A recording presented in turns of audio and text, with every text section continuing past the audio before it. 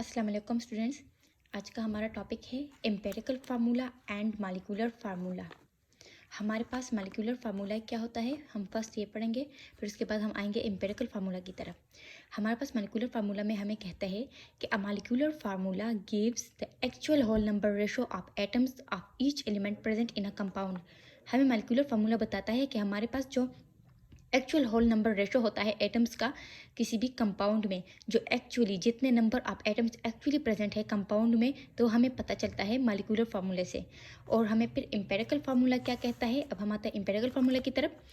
The empirical formula of a compound is the chemical formula that gives the simplest whole number ratio of atoms of each element। हमें empirical formula बताता है कि हमारे पास जो compound है उसमें जो नंबर ऑफ एटम्स प्रेजेंट है उनका सिंपलेस्ट रेशो हमें बताता है एम्पिरिकल फार्मूला। जैसे मॉलिक्यूलर फार्मूला हमें बताता है कि एक्चुअल होल नंबर रेशो, जितने नंबर ऑफ एटम्स उसमें उस केमिकल फार्मूला में उस कंपाउंड में प्रेजेंट है वो हमें मॉलिक्यूलर फार्मूला से पता चलता है। और एम्पिरिकल फार्मूला से हम उसका सिंपलेस्ट फॉर्म लिखते हैं, सिंपलेस्ट होल नंबर रेशो हम उसका कैलकुलेट करते हैं एटम्स का ऑफ ईच एलिमेंट जो प्रेजेंट होते हैं कंपाउंड में। अब हमें पता चलता है एग्जाम्पल से। पहले हम मॉलिक्यूलर फार्मूले का एग्जाम्पल लिखते हैं। जैसे कि हमारे पास है, अगर हम बेंजीन को ले तो हमारे पास जो बेंजीन होता है वो हमारे पास होता है, उसमें हमारे पास 6 कार्बन है और 6 हाइड्रोजन है।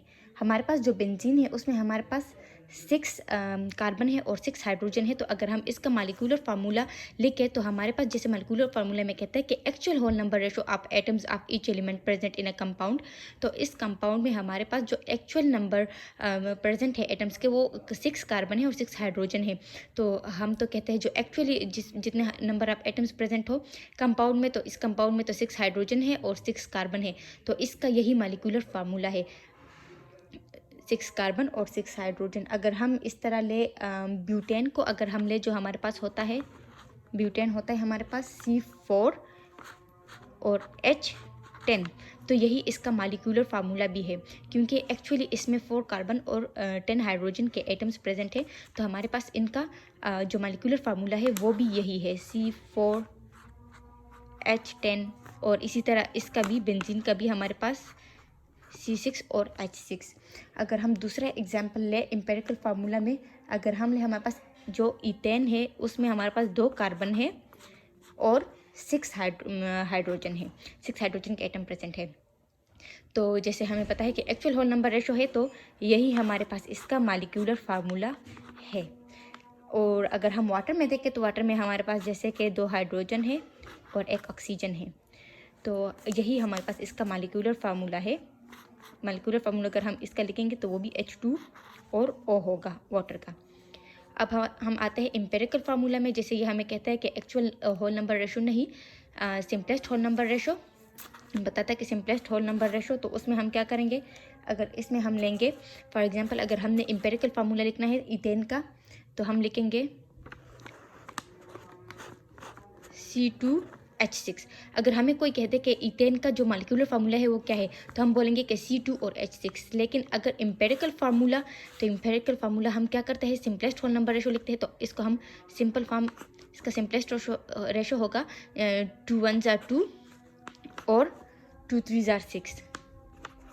तो इसको अगर हम सिंपलेस्ट रेशो इसका हम लिखेंगे तो ऐसे ही हम इसका कैलकुलेट करेंगे, और वो भी एक ही टेबल पर मतलब जाना चाहिए। ऐसे नहीं है एक ही नंबर से दोनों को कटना चाहिए। ऐसे नहीं है कि इसको हम 2 से करेंगे तो इसको 3 से करेंगे, इसका 2 1s are 2 2, इसका 3 2s are 6 नहीं। अगर इसको 2 से कर रहे हैं तो हम इसका भी 2 से करेंगे और इसका भी 2 से करेंगे, तो 2 1s are 2 और 2 3s are 6। तो हमारे पास जो इसका एम्पेरिकल फार्मूला होगा वो होगा C1 और H3। तो ये हमारे पास इसका होगा एम्पेरिकल फार्मूला। अगर हम बेंजीन की तरफ आते हैं जिसमें 6 कार्बन और 6 हाइड्रोजन है, तो अगर मॉलिक्यूलर फार्मूला देखें जो एक्चुअल होल नंबर रेशो, तो वो यही इसका मॉलिक्यूलर फार्मूला है। लेकिन अगर एम्पेरिकल फार्मूला हमने लिखना है तो एम्पेरिकल फार्मूला में हम लिखेंगे 6 1s are 6 और 6 1s are 6। तो हमारे पास जो इसका एम्पेरिकल फार्मूला होगा फिर वो C1 और H1 होगा। अगर हम एग्जाम्पल ले ग्लूकोज का हम एग्जाम्पल लेते हैं, तो हमारे पास ग्लूकोज में जैसे होता है C6H12 और O6। तो यह हमारे पास है ग्लूकोज।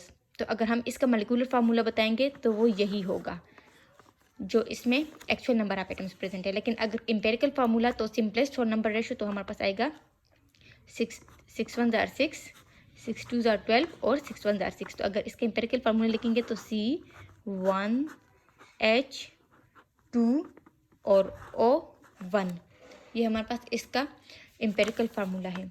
अगर हम एग्जांपल लें, जैसे कि हमारे पास होता है अब वाटर का अगर हम एग्जांपल लें तो वाटर का एम्पेरिकल और मॉलिक्यूलर फार्मूला सेम है। तो कैसे सेम है? क्योंकि ये दोनों एक नंबर से नहीं कट रहे। अगर मैं इसको 2 × 2 लिख लूँगी लेकिन ऑक्सीजन एक ही है, तो ये हमारे पास जो यही इसका सिंपलेस्ट फॉर्म है, ये इससे और सिंपलेस्ट रेशो में नहीं जा रहा, तो ये हमारे पास यही इसका एम्पेरिकल फार्मूला होगा। कौन सा होगा? H2 और O।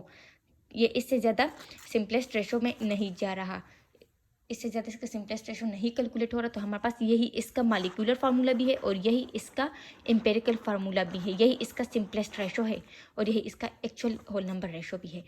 तो ये हमारे पास कुछ एग्जाम्पल है मॉलिक्यूलर फार्मूला के और एम्पेरिकल फार्मूला के। तो मॉलिक्यूलर फार्मूला में हमने बोला कि एक्चुअल होल नंबर रेशो, तो वो तो जितने नंबर आप एटम्स प्रेजेंट है आप ईच एलिमेंट कंपाउंड में, तो वही हमने लिखने हैं। मॉलिक्यूलर फार्मूला वही उनका होता है, जैसे कि हमने बेंजीन का लिया और वाटर का, तो ये हमारे पास वही है। और ब्यूटेन का हमने लिया एग्जाम्पल। लेकिन अगर हमने एम्पेरिकल फार्मूला करना है तो एम्पेरिकल फार्मूला में हम क्या करते हैं? सिंपलेस्ट होल नंबर रेशो, हम इसका सिंपलेस्ट रेशो हम इसका कैलकुलेट करते हैं। तो हमारे पास जैसे कि हमने यहाँ लिया था ईथेन, हमने लिया था C2 और H6, तो हमने क्या किया? वो C2 था और H6 था। अगर मॉलिक्यूलर फार्मूला लिखते तो हम C2H6 लिखते, लेकिन एम्पेरिकल फार्मूला है सिंपलेस्ट होल नंबर रेशो, तो फिर हम क्या करेंगे? 2 × 1 = 2 और 2 × 3 = 6, तो C1 और H3 ये इसका एम्पेरिकल फार्मूला हमारे पास आया। अगर हम इधर देखते हैं बेंजीन की तरफ, तो यही C6H6 इसका मॉलिक्यूलर फार्मूला है, लेकिन अगर एम्पेरिकल फार्मूला है तो 6 × 1 = 6 और 6 × 1 = 6। तो ये हमारे पास इसका simplest whole number ratio of atoms of each element present in a compound, वो C1 और H1 पिन। तो फिर ये हमारे पास इसका एम्पेरिकल फार्मूला है। और फिर इसी तरह हमने इसका देखा ग्लूकोज का, तो फिर वो 6 × 1 = 6, 6 × 2 = 12 और 6 × 1 = 6। तो ये हमारे पास इसका एम्पेरिकल फार्मूला तो यही था C6H12O, लेकिन इसका एम्पेरिकल फार्मूला है CH2 और O, ये इसका है एम्पेरिकल फार्मूला। वाटर का हमने देखा तो और सिंपल फॉर्म में नहीं हो रहा था, सिंपलेस्ट रेशो का यही था H2O, तो यही इसका मॉलिक्यूलर और यही इसका एम्पेरिकल फार्मूला है। मॉलिक्यूलर फार्मूला में हम यही बताते हैं कि हमारे पास मॉलिक्यूलर फार्मूला हमें क्या देता है? Actual whole number ratio of atoms, actual whole number ratio देता है एटम्स का ऑफ ईच एलिमेंट जो प्रेजेंट होता है कंपाउंड में, और ये हमें देता है सिंपलेस्ट होल नंबर रेशो। तो जो उसका केमिकल फार्मूला होता है उसको हम कहते हैं मॉलिक्यूलर फार्मूला, लेकिन हमारे पास जो अगर उसका सिंपलेस्ट होल नंबर रेशो हम कैलकुलेट करेंगे तो हमारे पास फिर एम्पेरिकल फार्मूला होगा। तो यहाँ हमारा टॉपिक कंप्लीट हो जाता है। अगर आपने हमारा चैनल अभी तक सब्सक्राइब नहीं किया तो आप सब्सक्राइब करें। शुक्रिया।